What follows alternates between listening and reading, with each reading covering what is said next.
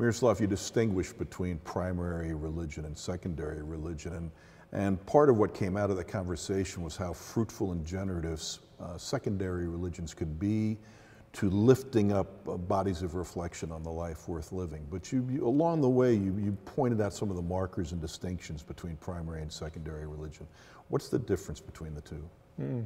I think it's a very important shift that has occurred, or is still in some places occurring, between the so-called primary or local religions and secondary or world religions. You can organize the distinction around a few features. For instance, secondary religions are two worlds religions. They operate with two worlds, transcendent world and immanent world, or transcendent realities and mundane realities. And this transcendent order is distinct from the mundane. Whereas in primary religions, they're so-called cosmotheistic religions. God and the world, or gods and the world, are kind of merged and become one. Another feature is that secondary religions are primarily addressed to an individual, not to a person as member of a particular group, but as an individual, whereas primary religions are addressed to the society primarily as a whole. They address the flourishing of a society as a whole. Another and very closely related feature is that therefore primary religions are indistinct from society. They're just an aspect of the social functioning, whereas secondary religions are distinct systems, and therefore you can have something like separation of the church and state in the context of secondary religions. Another very important feature is that secondary religions are universal.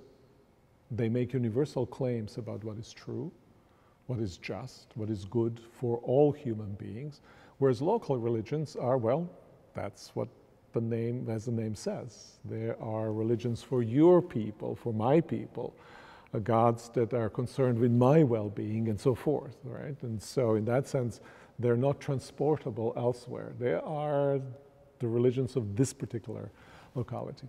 And finally, two more features. One of them is that secondary religions are engaged in transformation of reality, whether that's the reality of the self through ascetic practices, or that's reality of the world surrounding us to transformation of the world, whereas primary religions tend to be more religions that kind of take reality as it is. They are characterized by the mood of assent to reality rather than kind of quarrel with life.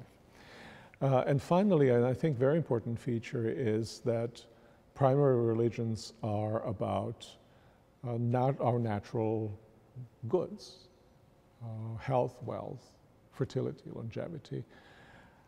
Secondary religions, though not opposed to these, are at the same time about the ends that are higher than our natural ends. Indeed, they have this complex account of human flourishing where ordinary life is affirmed and yet at the same time transcended. In fact, I think one could put it this way, that ordinary life is affirmed by being inserted into a larger framework, and only then does it get its own weight. And I think partly the intuition was that, you know, if you concentrate only on ordinary life, that life itself ends up not having weight and meaning.